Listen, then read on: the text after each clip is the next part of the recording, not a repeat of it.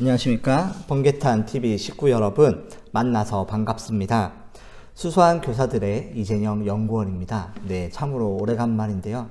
제가 지난번에는 일이 있어서 대체 영상을 보냈습니다. 그래서 참 여러분들을 만나지 못해서 아쉬움이 컸는데요. 이번에는 야심차게 준비한 2021년도 총 마무리, 공부법 마무리 정리입니다. 그래서 오늘 이 시간에 더욱더 2배로 열심히 제가 설명을 해드리도록 하겠습니다. 기대 많이 부탁드리고 열심히 시청해 주시면 감사하겠습니다. 사실 저는 이제서야 이제 이야기를 하는데요. 저는 교회에서는 사역자로 열심히 사역을 하고 있고요. 목사로, 그 다음에 아동부 부서 사역을 하고 있습니다. 그리고 교육부 관련해서 총괄 사역도 하고 있습니다. 그리고 현재는 기독교 교육 리더십 연구소에서 다음 세대 문화 연구 및 컨텐츠들을 개발하면서 또 교재도 만들고 있고요. 또 이 이외에도 개인적으로는 코칭 센터에 소속되어서 장애 학생들, 또 대학생들, 그리고 여러 사람들에게 취업 컨설팅도 진행하면서 또 이제 학대받은 청소년들을 돕는 코칭 사역도 하고 있습니다. 그래서 이것저것 여러 가지 일들을 많이 하고 있는데요. 사람들이 저에게 늘 묻는 말이 있습니다. 그것은 뭐냐면 저를 처음 볼 때마다 어떤 일을 하세요? 이런 질문을 많이 해요. 근데 제가 지금은 양복 입고 있는데요. 오늘 또 이거 끝나면 이제 수요예배 설교를 하러 가야 돼서 양복을 입고 있습니다. 사람들이 저에게 물어봅니다. 어떤 일 하세요? 무슨 일 하세요? 그런데 그때마다 제가 고민이 됩니다. 뭐라고 대답을 해야 할지. 그래서 제가 목사입니다.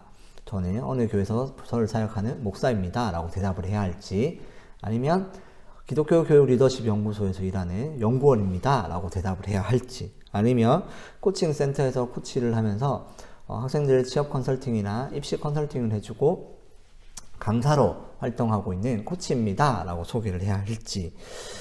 사실은 이런 것들이 여러 개가 많다 보니까 제 안에서 정체성에 대한 문제와 고민이 늘 저에게 있었습니다. 그런데 왜 저에게 이런 많은 일들을 제가 하게 되었는지 저도 생각이 많았는데, 그래서 곰곰이 생각해 보니까 한 가지 지금 학생들에게 관심을 가지고 돕는 이유가 있습니다. 그것은 바로 뭐냐면, 저도 수능을 잘 못 쳐서 소위 말하는 망했다라는 거죠. 수능을 망해서 삼수를 했던 경험이 있었고요. 그때 한 푼도 받지 않고 저에게 수업을 해주시고 도와주셨던 선생님이 한 분 계셨기 때문입니다. 그래서 제가 그때 어렸을 때 생각을 했어요. 나도 무언가를 내 재능을 가지고 돕는 사람이 되면 좋겠다. 그래서 이런 것들을 수익 사업을 하는 것도 좋지만 그것보다 내게 주어진 일들을 돕는 일들을 하면 좋겠다. 이런 생각들을 좀 하게 되었습니다. 돌아보면 내가 어쩌다 이러한 일을 하게 되었을까? 또 앞으로 나는 어떤 일을 하게 될까? 고민들이 저에게는 늘 있습니다. 하지만 번개탄 임무현 목사님이 늘 말씀하시는 것처럼 어디든지 부르면 달려가리라 라는 생각으로 사명을 가지고 이 일들을 열심히 하고 있습니다. 앞으로 저의 인생도 어떻게 될지는 잘 모르겠지만 열심히 주님이 부르시고 저를 찾는 많은 도움을 찾는 목소리에 귀 기울이면서 살아가려고 애씁니다. 물론 불안하고 또 앞길에 대해서 생각이 많고 또 많았고 지금도 그렇고 앞으로도 많을 것 같습니다. 그런데 여러분, 초반에 저에 대한 이야기를 왜 했냐, 이것이 중요하죠. 이 초반부에 이런 이야기를 하는 것은 바로 학생들 때문입니다. 20살이 되어서 성인이 된 학생들, 또 그 외에 대학교 다니면서 여러저러 고민을 하고 있는 학생들, 또 중고등학교에서 내가 공부를 왜 하는가, 아니면 내가 앞으로 나는 뭘 할까 늘 고민하는 학생들, 이 길이 맞는 걸까 아니면 나는 어떤 길을 갈까 등 고민을 하고 있는 학생들을 위해서 제가 서두에 이런 이야기를 하였습니다. 그런 친구들에게 어쩌면 조금은 위로가 되고 또 응원이 되면 좋겠다 싶어서 저의 인생을 좀 나누었고 이런 말들을 해봅니다. 여러분, 지금 무언가 확정되지 않고 뭔가 정답이 보이지 않다도 괜찮다라는 이야기를 해주고 싶습니다. 앞으로 2022년 또 앞으로의 생애를 기대하며 지금 주어진 일들에 최선을 다한다면 여러분은 언제나 어디서나 승리하는 삶, 그리고 주님이 주시는 행복을 누리는 삶을 살 수 있을 것입니다. 저도 저의 인생 가운데 제가 목사로 부르심을 받고 또 진로를 틀고 여기까지 오기까지의 우여곡절이 정말 많았는데요. 그 모든 일들이 많은 사람들은 저에게 어떻게 그런 많은 일들을 하게 됐느냐, 그러면 한 가지 일을 집중하지 못하냐라는 이야기를 할 수 있는데, 한편으로는 여러 가지 일들을 하면서 또 이렇게 여러분들을 영상으로도 만날 수 있고 또 여러 기회들이 있어서 저는 또 행복한 삶을 사는 것 같기도 합니다. 그러니 정해지지 않고 확실해지지 않더라도 하루하루 최선을 다하면 언젠가 하나님께서는 우리에게 능력과 힘을 주셔서 또 이런 것들 행복을 누리며 살아갈 수 있도록 인도해 주신다는 것을 꼭 기억하시길 바랍니다. 그래서 초반에 이런 장황한 이야기를 했습니다. 이제 오늘은 1년 동안 했던 에듀파이어 강의 총정리를 하는 시간을 가져보려고 합니다. 네, 지난 강의들이 정말 많았는데요. 저도 이번에 많은 것들을 보면서 깨달았습니다. 아, 내가 정말 많이 했구나. 그러면서 저 스스로도 공부법과 또 수시, 또 수능에 대해서 생각을 정리하면서 어떤 것들이 학생들에게 또 교사들에게 선생님들에게 또 사역자들에게 도움이 될까 연구를 많이 했던 시간들인데요. 이제 엑기스만 담아서 몇 가지를 나눠보려고 합니다. 첫 번째, 오늘 했던 것들 중에 첫 번째는 바로 선행학습에 대한 부분입니다. 최근에 도움이 되는 학생들 뿐만 아니라 또 제일 선행학습에 관심 있는 부모님들이 누구냐면 중3에서 고1 올라가는 예비 고1 학생들입니다. 그리고 학부모들입니다. 선행학습을 엄청 하는데요. 지금 또 학원에 많은 학생들이 학원에서 주구장창 밤까지 수업을 듣고 있을 겁니다. 왜? 고등학교 과정을 미리 배워야 하기 때문에. 그렇죠? 그래서 선행학습은 어떻게 해야 할까라는 강의를 지난번 했는데 기억나시나요? 오늘 조금 다시 한번 다뤄보려고 합니다. 그때 제가 선행학습은 확실하게 좋은 건 아니다라고 확실하게 얘기를 했었죠. 맞습니다. 선행학습은 하면 좋을 수는 있는데 확실하게 아무나 모두에게 좋은 건 아니다라고 이야기를 했습니다.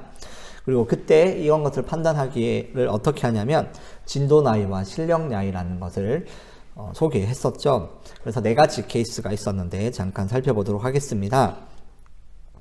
진도 나이는 높고 실력 나이는 낮은 경우는 심화 과정을 해야 한다. 그리고 두 번째, 진도 나이는 높고 실력 나이도 높은 경우는 선행학습을 해야 한다. 그리고 세 번째, 진도 나이는 낮고 실력 나이는 높은 경우는 정상 진도를 해야 한다. 그리고 네 번째, 진도 나이는 낮고 실력 나이도 낮은 경우는 후행학습을 해야 한다라고 언급했습니다. 그래서 지금 보시는 이 그래프의 내용처럼 하면 되는데요. 여기서 진도 나이를 말할 때는 내가 지금 배우고 있는 것을 진도 나이라고 하고요. 그 다음에 실력 나이는 내가 배운 것을 테스트했을 때 정답률이 80% 이상이 되냐 안 되냐를 보면은 파악할 수 있습니다. 그래서 80%가 넘게 정답률이 있다 이러면 실력 나이가 높다라고 할 수 있겠고요. 진도 나이가 높다라는 것은 진도 나이는 내가 지금 학년 나이 때보다 앞선 걸 배우냐 아니면 복습을 해야 하느냐 라는 뒤에 걸 배우고 있느냐 그 나이를 기준으로 보면 되겠습니다. 그래서 선행학습을 하는 경우는 내 실력 나이가 높고 진도 나이도 앞설 때 그때 선행학습이 가능하다라는 것을 여러분들이 기억하면 좋겠습니다. 한편 선행학습을 할 때 도움되는 과목들은 보통 수학을 많이 합니다. 다른 부분에서도 필요한 것들을 하면 좋은데요. 대신에 이 수학이라는 것을 이렇게 쌓여서 하는 학문들이죠. 그러니까 1단원을 알아서 2단원으로 넘어가고 2단원을 알아서 3단원 넘어가는 이렇게 쌓여서 하는 학문들은 선행학습을 하면 좋기는 합니다. 그런데 그런 것들을 여러분들이 보시고 아까 그 그래프를 보시면서 파악하시면 되겠습니다. 다음으로 두 번째, 계획 세우기를 살펴보도록 하겠습니다. 이게 계획 세우는 것도 제가 여러 번 엄청나게 강의를 많이 했었는데요. 그래서 여러 책도 소개했는데 공부하기에 앞서서 벼락치기를 하는 중간 기말고사나 혹은 또 긴 호흡을 가지고 하는 수능 공부나 또 자격증 시험 같은 공부에는 모든 시험에는 최고의 효율을 위해서는 바로 계획이 필수라는 이야기를 제가 했었습니다. 그래서 때때로 많은 학생들이 계획을 꼭 세워야 하냐요? 그리고 그 시간이 너무 아까워요. 계획을 세우는 시간보다 문제를 푸는 게 낫겠어요 하는 학생들이 있다고 했는데요. 그런데 훌륭한 결과는 좋은 과정에서 나오고요. 그 좋은 과정은 계획에서부터 시작된다는 것을 꼭 기억하시길 바랍니다. 그러니 좋은 계획을 세워서 좋은 과정을 만들고 좋은 결과로 연결된다는 이 루트를 잘 기억하시면 되겠습니다. 그래서 여러분 꼭 계획을 세워야 합니다. 그리고 계획을 세울 때 내가 만약에 처음 계획을 세운다라는 학생이 있다면 그냥 막무가내 혼자 짜지 마시고 합격생들의 수기나 또 먼저 앞선 자들이 어떻게 계획을 세웠는지 공부를 잘하고 또 진도를 잘 빼고 또 그런 계획 세우기에 익숙했던 그런 자료들을 먼저 보시고 계획을 세우기를 추천해 드립니다. 조금만 검색해 보시면 충분히 따라서 만들 수 있습니다. 그래서 이 계획을 세우는 팁에 대해서 몇 가지 나눴죠. 그 중에 첫 번째는 바로 성실성입니다. 다른 말로는 규칙성이라고 하는데요. 여러분들이 계획을 세우면 매일매일보다 일주일 단위로 세워서 그것을 매일 똑같이 패턴으로 돌린다라는 것이 성실성입니다. 그러니까 화요일 9시에는 무조건 수학을 공부하고 있다. 그다음에 목요일 밤 8시에는 무조건 과학 탐구를 공부하고 있다. 이런 식으로 매일매일의 규칙적인, 매일 주마다 규칙적인 생활을 정해서 그것을 패턴화한다라는 거. 이것이 매우 중요하다라고 얘기를 했었는데요. 그래서 시간대별로 과목을 정하고 매일 같은 시간에 하는 것이 중요하다라고 했고 이것이 성실성이다라고 했죠. 그것이 훈련이 되면 효율이 되기 때문이라고도 이야기를 했습니다. 때로는 공부를 하기 싫을 때가 있는데요. 그럴 때는 이 효율이 훈련이 되어 있으면 하기가 싫어도 그렇게 그냥 계획에 따라가니까 그 계획에 따라서 공부를 하다 보면 이렇게 평형을 또 유지할 수 있다는 것입니다. 그래서 이것이 이제 성실성이고요. 그러면서 여러 가지 팁들이 있었는데 한 과목을 최대 2시간 이상 짜지 않기, 그리고 충분한 휴식을 보장하기 매우 중요하겠죠. 그리고 한번 짠 계획은 정말로 무리하지 않는 이상은 시험 한번 칠 때까지는 그대로 유지해 보기였습니다. 그리고 시험 때마다 계획을 변경하면서 새롭게 짜는 연습을 해보면 여러분이 언젠가 계획을 잘 세우고 또 시험도 좋은 결과를 얻을 수 있을 것입니다. 이상 계획 세우기를 살펴봤고요. 그리고 세 번째 또 살펴볼 것이 있는데 세 번째 제가 뽑은 총정리 세 번째는 바로 공부할 때 하지 말아야 하는 습관입니다. 네, 다시 공부할 때 하지 말아야 하는 습관들입니다. 제가 그 안에서 공부에 대한 습관 중, 그 다음에 생활에 대한 습관, 수업에 관한 습관, 그 다음에 성적에 관한 습관들 중에 하지 말아야 할 것들을 몇 가지 알려드렸는데요. 그 중에 이 네 가지를 다시 한번 복습해 보도록 하겠습니다. 먼저 공간에 관한 습관입니다. 이 공간이라는 것은 참 중요한 의미가 있는데요. 집에서 공부하는 것, 그리고 공간을 자주 바꾸는 습관을 조심해야 된다라고 제가 얘기를 했었습니다. 그래서 이 공간에 관해서는 하지 말아야 될 것이 집에서 공부하는 것. 집에서 공부하는 친구 중에 잘하는 친구들은 정말 극소수. 집에서 내가 정말로 집에서 TV를 보지 않고 냉장고에 가지 않겠다라는 자신감이 있으면 해도 되는데 웬만하면 피해야 된다라고 했습니다. 그리고 공간을 자주 바꾸는 습관, 독서실 여기, 그 다음에 도서관에 갔다가 또 학원 자습실 갔다가 이렇게 왔다 갔다 하는 것보다는 한 군데를 확실하게 정해서 끈기 있게 정말로 부득이한 이유가 생기기 전까지는 바꾸지 않는 것이 좋습니다. 그리고 두 번째, 생활에 관해서 하지 말아야 하는 습관들을 살펴보겠습니다. 여기서는 제가 자유로운 생활을 추구하지 말고 생활에 관해서는 어느 정도 통제받는 생활을 즐겨라 라고 했었는데요. 공부에 있어서는 통제받는 생활을 하는 것이 참 중요합니다. 그래서 어떤 친구들은 관리를 해주는 곳에서 공부의 효율이 좋다. 그래서 그곳으로 많이 간다라고 했었죠. 그래서 독서실도 관리를 해주는 독서실들이 있고요. 그리고 생활 계획을 세워서 그 계획을 실행하는 것을 점검해주는 학원, 또 공부방 이런 것들을 많이 이용한다라고 했었죠. 그래서 여러분들이 자유롭게 공부하지 않고 계획 없이 공부하지 않기를 추천해 드렸습니다. 그래서 생활에 관한 습관 중 하지 말아야 될 것은 자유롭게 내 마음대로 공부한다라는 생각은 접으시기를 바랍니다. 그리고 세 번째로 수업에 관해서 하지 않아야 되는 습관에 대해서 또 살펴보겠습니다. 수업에 관해서는 여러 가지 습관들이 있었는데요. 첫 번째는 이해가 안 될 때 포기하지 않기, 포기하는 습관을 금지해야 된다는 겁니다. 이해가 되지 않는다면 보통 학생들은 열심히 듣는 학생도 있는데 반대로 이해가 안 돼서 그냥 넘어가자, 아니면 학원에서 또 배우겠지, 다음에 또 보자 하는 생각들이 있는데요. 그런데 그냥 넘어가면은 다른 수업을 듣거나 또 공부를 할 때 또 그 부분에서 막힐 것이 분명합니다. 그래서 그런 것들을 꼭 생각해서 이번 수업 들을 때 이해가 안 된다라고 해서 포기하지 않고 끝까지 노력하는 습관을 가지시길 바랍니다. 다음 두 번째, 내가 생각했던 수업이랑 안 맞다고 바꾸지 않기였습니다. 그리고 다르다고 해서 포기하지 않기였습니다. 내가 수업이 좋다 해서 신경했는데 어떤 친구들은 이 수업은 좀 별론 것 같아요 해서 또 바꾸고, 그런 친구들은 자주자주 수업을 바꾸는 친구들이 있어요. 그런데 그런 것들도 꼭 금지해야 된다라는 것입니다. 수업을 들을 때 내가 부족한 부분이 명확하고 그 방향성이 너무나 다르면 수업을 바꿀 수 있겠지만, 그 외의 부분에서는 바꾸는 것은 좋은 습관이 아닙니다. 그래서 여러분 꼭 기억해야 될 게, 수업을 정할 때는 어떤 수업을 들을지 정말로 신중하게 고르고 골라서 정해야 된다는 것이죠. 그래야 바꾸지 않으니까 말입니다. 그래서 여러분들이 꼭 기억하면 좋겠습니다. 그리고 공부해야 할 때 하지 말아야 하는 습관들 중 이제 성적에 관해서 하지 않아야 하는 습관에 대해서 알아보겠습니다.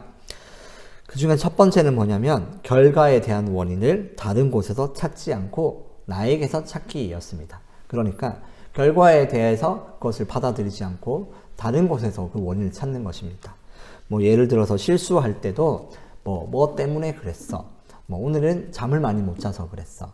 오늘은 또 책을 그걸 못 봐서 그랬어. 그리고 학원에서 뭘 안 해줘서 그랬어. 이런 습관들이 있는데요. 이런 것들에서 멀어지고 그 원인을 나에게서 찾는 거예요. 내가 시험 전날에 컨디션 조절을 못해서 시험을 망쳤구나. 그리고 내가 그 개념서를 보라고 했는데 학원에서 말을 해놨지만 내가 봤었어야 했는데 내가 그것을 못 봐서 그랬구나 라는 식으로 나에게서 원인을 찾고 수정하는 습관을 조금씩 기르면 좋겠습니다.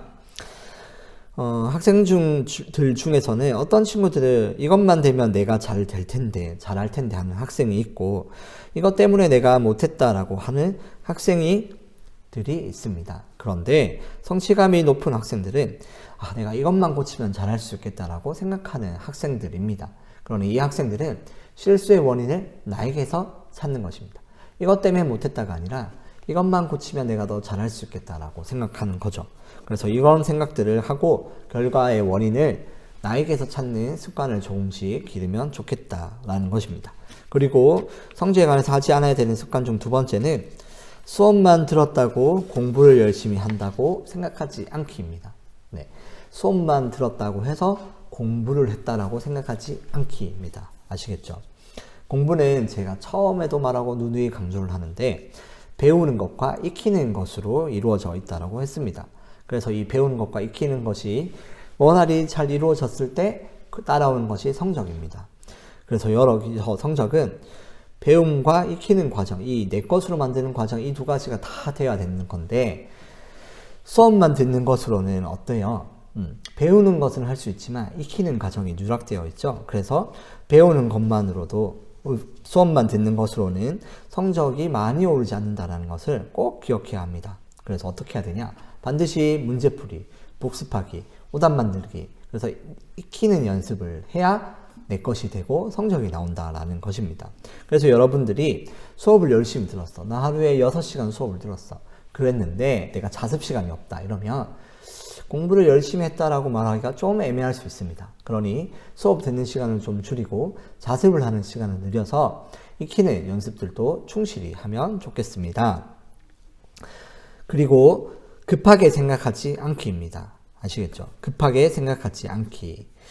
이게 세 번째죠. 다시 복수해 볼게요. 첫 번째는 문제의 원인을 나에게서 찾기, 다른 곳에서 찾지 않기였고, 두 번째는 뭐예요? 수업만 들었다고 해서 공부를 열심히 했다고 생각하지 않기였고, 세 번째는 뭐냐면 급하게 생각하지 않기입니다. 시험이 다가오면 마음이 급한 친구들이 조금씩 늘어납니다. 그래서 마음이 급해서 급하게 무리한 계획을 세우는 학생들이 있고요. 또 오답노트를 보거나 정리하는 시간을 건너뛰는 학생들도 있습니다. 그런데 이런 모습들은 좋은 모습이라고 할 수가 없습니다.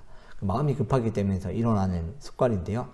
마음이 만약에 급해진다면 좀 더 여유롭게 시간을 넉넉하게 두고 준비를 하면 좋겠고, 혹여나 급하게 되는 순간이 있더라도 계획을 무리하게 변경하는 것보다는 끝까지 자기가 세운 그 계획 그대로 실행하는 것이 너무너무 중요합니다. 여러분들이 잘 생각하면 좋겠어요. 제가 봤던 학생들 중에 이런 학생들이 있었어요.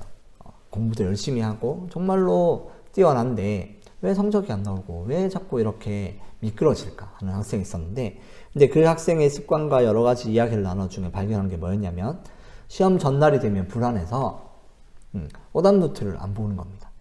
개념서를 계속 보고 있었던 거예요. 그러니까 자기가 뭔가 모르는 것 같아서 계속 개념서를 봤다고 하더라고요. 그런데 시험 전날에는 오답 노트를 보는 것이 진짜 좋죠. 틀린 부분을 다시 점검하는 것이 훨씬 더 효율적이고 좋은 공부법인데, 내가 불안해서 못하겠다 해서 막 바꿨죠, 계획을. 그러니 성적이 나오지 않았는데요. 이것을 변경하고 그 전에 그래도 이 떨리는 마음을 내려놓고 다시 오답노트에 집중하면서 계획대로 하자라고 했더니 그 친구가 다음번에는 좋은 성적을 받을 수 있었습니다. 그래서 이런 급한 생각을 좀 내려놓는 것을 여러분들이 잘 숙지하면 좋겠습니다. 그리고 지금까지 여러 가지를 많이 다뤘는데요. 또 이게 정말 많은 강의를 제가 했는데, 그 중에 이제 마지막으로 하나만 더 꼽고 살펴보고 마치도록 합니다. 정말 마지막으로 하나를 뽑으면 저는 고민을 많이 했는데요. 그 중에 가장 학생들이 필요로 하고 가장 원하는 것은 뭐냐면 바로 시험에 합격하는 공부입니다. 목표를 달성하기 위한 공부법입니다. 이런 공부법을 제가 소개해 드렸었는데요. 이제 마지막이라 생각하고 마지막 강의는 이 시험에 합격하는 공부법을 소개하고 마치도록 하겠습니다. 제일 마지막 하는 건 왜죠? 중요하기 때문입니다. 우리가 공부를 할 때 공부방을 교회에서 만들거나 또 학생들을 가르칠 때 가장 중요한 공부의 동기는 뭐라고 했었죠? 기억나시나요 혹시? 성과다. 공부를 했을 때 성취감이 그 학생에게 더 동기부여가 돼서 내가 해낼 수 있다는 용기를 얻고 계속 도전하게 된다고 했었는데요. 그래서 이 공부를 할 때 시험에 합격하고 뭔가를 해낸다는 이 경험이 너무너무 중요합니다. 그래서 이것이 잘 안되면 징크스처럼 형성될 수도 있는데요. 그래서 어떤 목표를 달성하기 위한 이 공부는 우리의 인생에도 너무나 중요하고, 또 이런 것들을 통해서 우리의 인생이 성숙할 수 있습니다. 한계를 극복하는 노력을 하기 때문이죠.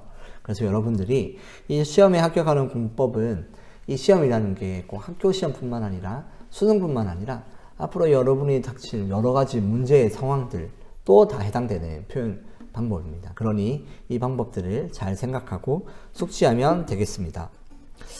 제가 항상 학생들을 가르치고 또 매년마다 수능을 같이 치르는 것처럼 열심히 노력한 적이 있었습니다. 늘 애썼는데요. 해마다 학생들과 씨름을 하면서 제가 참 이렇게 나쁜 선생님이 그때는 되었습니다. 그러니 왜냐하면 1년이라는 시간 안에 결과를 이뤄서 목표를 이루어서 대학을 보내야 했기 때문입니다. 그래서 이렇게 막 공부를 안 하는 학생들이 많았는데, 저와 만나서 1년 동안 열심히 해가지고 대학을 안 간 친구가 없었던 적이 있었습니다. 그러니 한 10년 넘게 동안은 매년마다 학생들을 대학에 보내는 일들을 했었는데요. 그러면 이 친구들이 1년 만에 간다는 것은 대단한 것도 있지만, 이 친구들이 그동안의 습관과 많은 것들이 바뀌어야 되는 부분이 있습니다. 그러면 진짜 별의별 씨름을 많이 하게 되는데요. 습관을 만들려면 시간이 오래 걸리고요. 그리고 훈련이 필요하기 때문에 이 학생들과 제가 별의별 씨름을 많이 합니다. 숙제했냐부터 시작해서 왜 해야 되는지 다시 설명하고, 안 되면 다시 시키고, 또 독서실에 앉아서 공부하는 습관을 기르고, 집중력도 길러야 되고, 또 끈기도 길러야 되고, 또 직관력, 논리력, 이 모든 것들을 길러야 되기 때문에 참 시간이 많이 부족합니다. 그래서 이 학습량을 채우고 이 한계를 극복하기 위해서 제가 늘 씨름을 많이 했는데요. 그래서 학생들에게 정확한 계획과 시간을 준수하는 규칙성을 깨닫게 해주었고, 또 학습량을 차근차근 채우도록 끈기도 개발해 주었습니다. 그래서 이런 경우는 어때요? 당연히 학생들은 엄청 싫어합니다. 해서 뭐하냐, 전 못하겠다, 전 포기하겠습니다, 저는 이제 그만두겠습니다. 그러면 또 가서 막 달래고, 더 해보자, 너 이때까지 잘해왔다, 좀만 더 하면 할 수 있다 하면서 다시 달려오면 또 학생은 또 하기 싫고 또 도망갈라 하고, 저는 못했다 하고, 어떤 친구들이 선생님 때문에 괜히 공부 시작해서 제 인생이 망했다, 이런 친구들도 있었어요. 그런데 그 친구도 결국에는 대학을 잘 갔습니다. 네, 마치 군대의 조교처럼 하드 트레이닝으로 진행을 했기 때문인데요. 스스로 잘 해낼 수 있을 때까지, 한계를 뚫을 수 있을 때까지 열심히 훈련시키고 격려하고 독려하는 거죠. 그러면서 습관이 형성되면 그때부터는 학생들이 공부를 좀 쉬엄쉬엄 해라 할 정도로 열심히 하는 학생들로 바뀌게 됩니다. 그래서 하루에 3시간, 4시간 자면서 지난 세월을 후회하며 내가 왜 공부를 안 했을까 하는 학생들도 많이 만났습니다. 학생들이 따라오게끔 적당하게 긴장관계를 늘 유지하면서 지켜가는 이 과정이 참 보람차면서 좋았는데요. 그런데 제가 학생들이 이겨낼 수 있도록 늘 당근과 채찍을 줘야 하는데, 근데 제가 어느 순간 마음이 약해져서 더 이상 이 학생들이 너무 힘들어요, 숙제 못하겠어요 하면은 제가 갑자기 채찍질을 못하게 는 겁니다. 이 말을 채찍질이라 해서 좀 그런데, 그러니까 할 수 있도록 더 독려하고 이렇게 밀어주고, 이렇게 이렇게 한계를 돌파할 수 있도록, 이렇게 악으로라도 돌파할 수 있도록, 악으로 깡으로라도 돌파할 수 있도록 계속 밀어줘야 되는데, 푸시를 해서 한계 끝까지 이렇게 밀어붙여서 극복하도록 해줘야 되는데, 좀 힘들다 하면은 그래 너 많이 힘들구나 쉬어라 하게끔 되는 대모습을 발견하게 되는 겁니다. 제가 이제 마음이 많이 약해졌나 봅니다. 그래서 저에게는 아픈 기억인데, 그 후로 결국 그 학생은 어떻게 됐을까요? 네, 대학을 가지 못했어요. 그래서 저는 이것을 볼 때 너무 마음이 아팠습니다.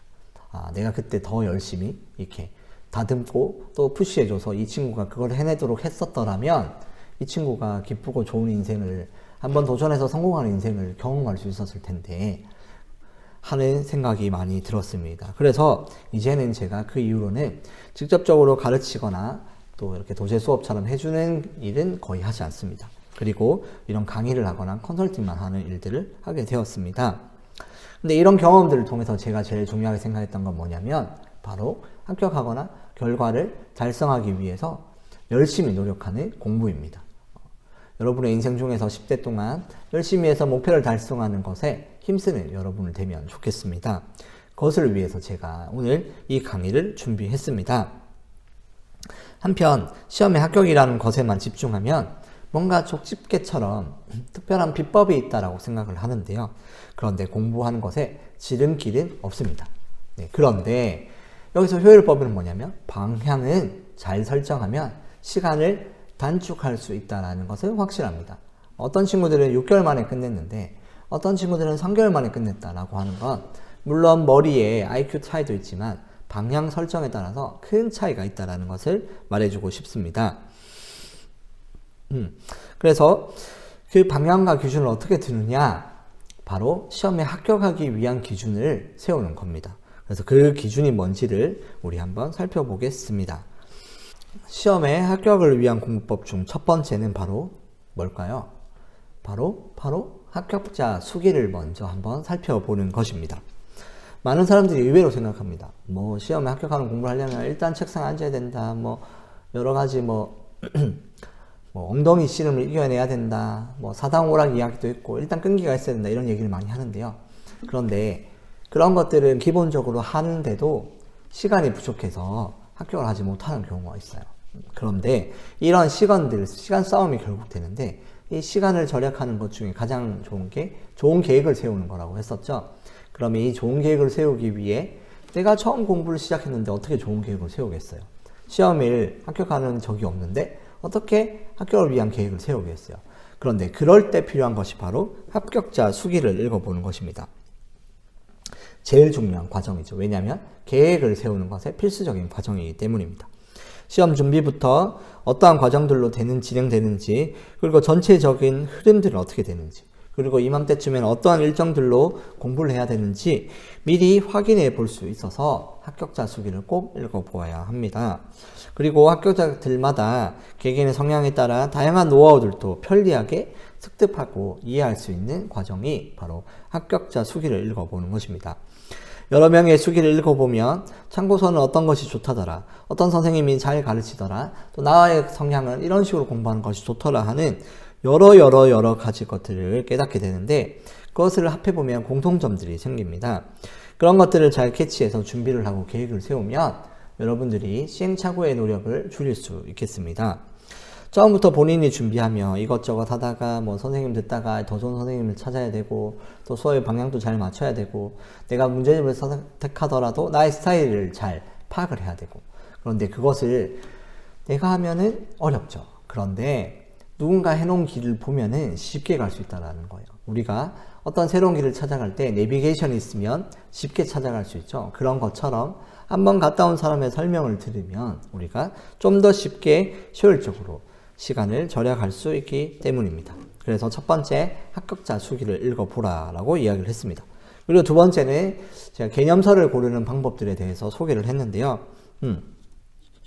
시험에 합격을 위한 공부를 하는 사람들은 합격자 수기를 꼭 읽어보고 두 번째로 개념서를 고르는 것에 신중했다는 것입니다.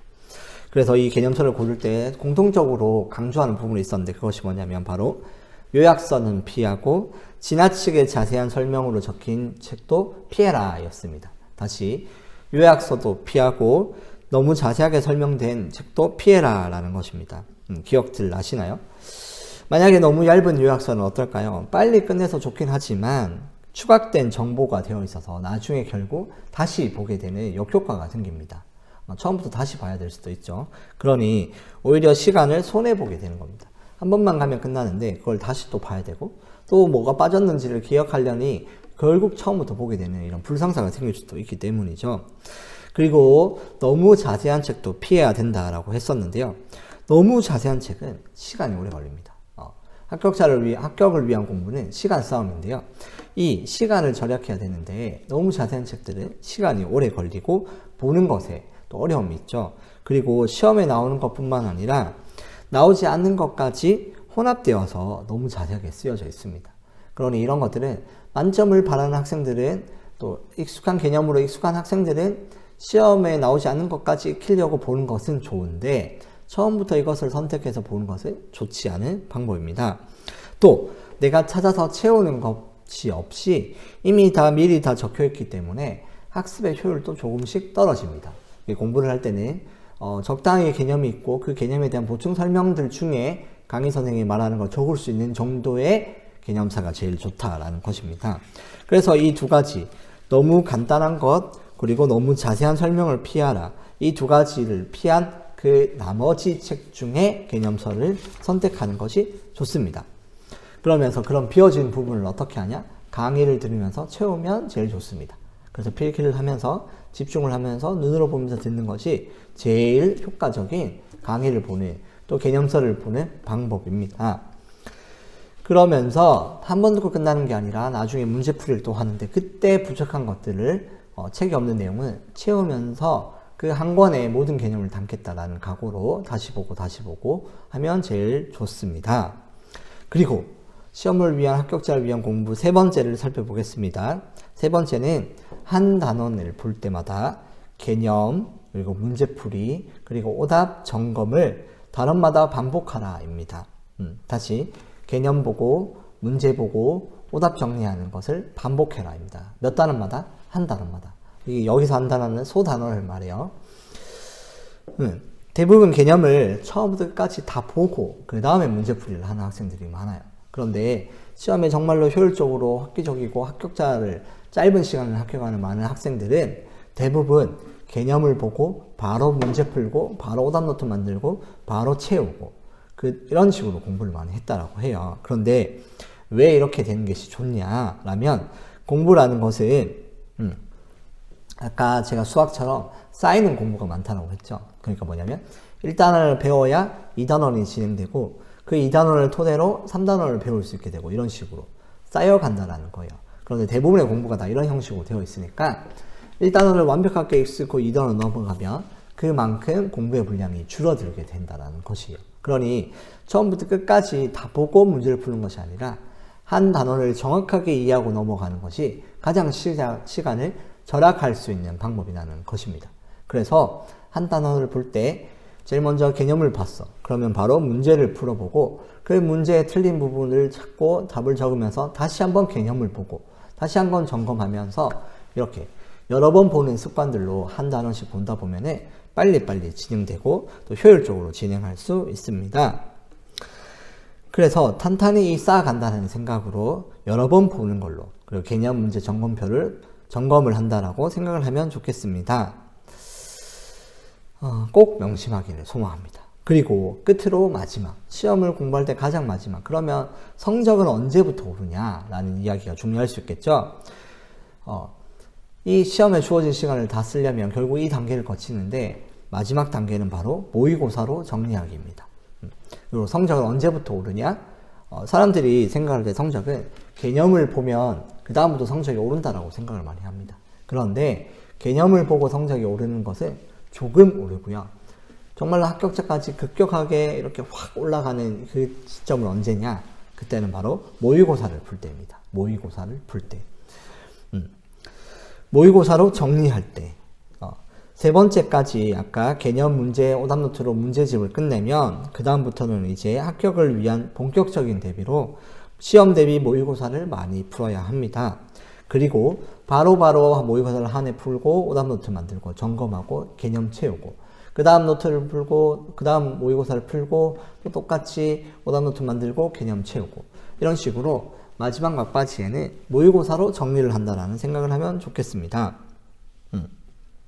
그리고 이 성적이 3단계 때 문제 풀고 점검하고 문제 풀고 개념 보고 문제 풀고 오답 만들고 이렇게 앞으로 문제집을 풀 때보다 모의고사를 풀 때 올린다라는 거. 근데 이게 시험이 막바지가 되면은 사람들이 불안하게 되죠. 그러니까 어때요?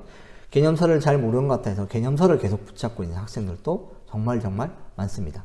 그러니까 모의고사 실전 문제를 잘 못 풀죠. 그런데 중요한 것은 내가 정리한 데까지는 빨리 최대한 마치는 것이 중요하고 모의고사를 풀어보고 오답을 만드는 과정들을 많이 해보는 것도 매우 중요합니다. 때로는 개념을 다 못 보더라도 또 앞선 문제와 문제풀이를 하는 것도 다 못하더라도 모의고사로 들어가시는 게 좋습니다. 그 모의고사를 보면서 또 부족한 개념은 채울 수 있기 때문입니다.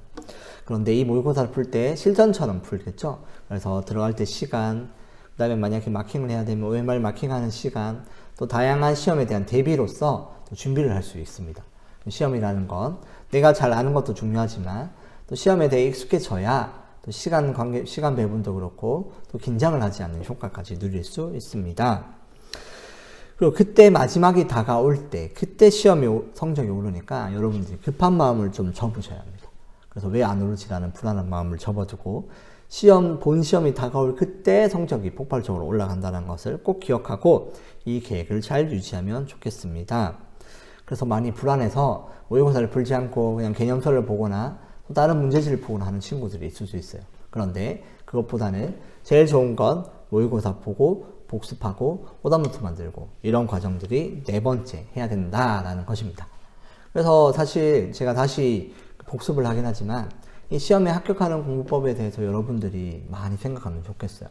그래서 짧은 시간 안에 이 결과를 생각할 때 그 결과가 성취, 내가 잘했다라는 것도 있지만 내가 잘했다를 넘어서 내가 해냈다라는 이 성취감을 여러분들이 꼭 맛보았으면 좋겠습니다. 그래서 이런 부분에서 또 여러분들이 힘을 내고 함께 하나님께 기도하면서 준비를 하면 참 좋을 것 같아요.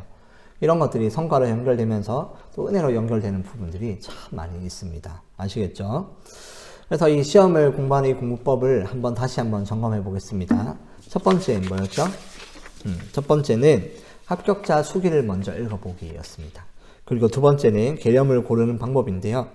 요약서를 피하고 너무 자세한 정보, 자세한 설명이 있는 책도 피하고 내가 어느 정도 보면서 채울 수 있는 책으로 택해라 라는 것이었고, 세 번째는 공부를 할 때는 한 단원마다 개념 보고 문제 풀고 점검하는 이 세 단계를 꼭 해야 된다는 것을 말했고요. 그리고 끝으로 네 번째는 시험이 어느 정도 개념을 다 보고 마무리가 다가오면 모의고사를 풀면서 정리해라 라는 것이었습니다. 그래서 이 네 가지를 꼭 기억하고 시험에 합격하는 공법을 익혀서 또 여러 가지 것들의 좋은 결과를 누리시는 여러분이 되면 좋겠습니다. 이 외에도 여러분 우리가 공부 귀신들의 공부법, 또 그다음에 1등한 그 수능 만점자들의 공부법 등등 여러 가지 것들을 많이 살펴보고 책들도 많이 소개했는데요. 열심히 한 것들을 돌아보고 나니 많은 생각이 들었습니다. 제가 든 생각 중에 가장 큰 생각은 어떤 누군가가 이 영상을 보고 또 시골에 어디에 있어서 아니면 내가 가난해서 내가 못해서 한계를 짓는 학생들이 이걸 보고 용기를 얻으면 좋겠다. 저렇게 하면 되는구나. 나도 할 수 있겠구나 라는 생각을 하면 좋겠다 라는 게 사실 저의 큰 바람이었습니다. 여러분들 중에서 이것을 보면서 많은 사람들이 힘도 얻고 용기도 얻고 또 목표를 향해 달려가는 여러분들이 되면 좋겠습니다. 그러면서 이것을 보던 많은 교회학교 선생님이나 사역자분들이 계시면 우리 교회 아이들이 공부 때문에 힘든 아이들이 많은데 내가 열심히 격려해주고 도와줘야겠다. 그리고 열심히 나도 섬겨야겠다라는 마음으로 열심히 이 배운 내용들을 잘 복기해서 아이들에게 소개해주고 또 돕는 역할로 결단을 하면 좋겠습니다.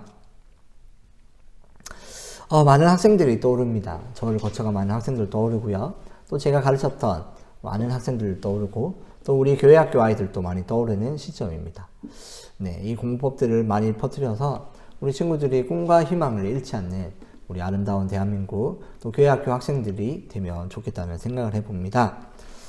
앞으로 더 알찬 내용으로 또 많은 학생들과 학부모, 교사들을 위해서 수수한 교사들 또 학생들의 문화인 입시 문화와 공부를 다루는 멋진 연구원이 돼서 멋진 연구원으로 2022년도 다시 만나도록 하겠습니다.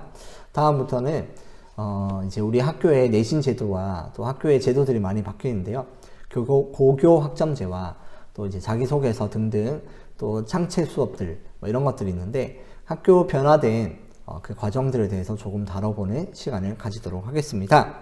이상 수서한 교사들의 이재영 연구원이었습니다. 감사합니다.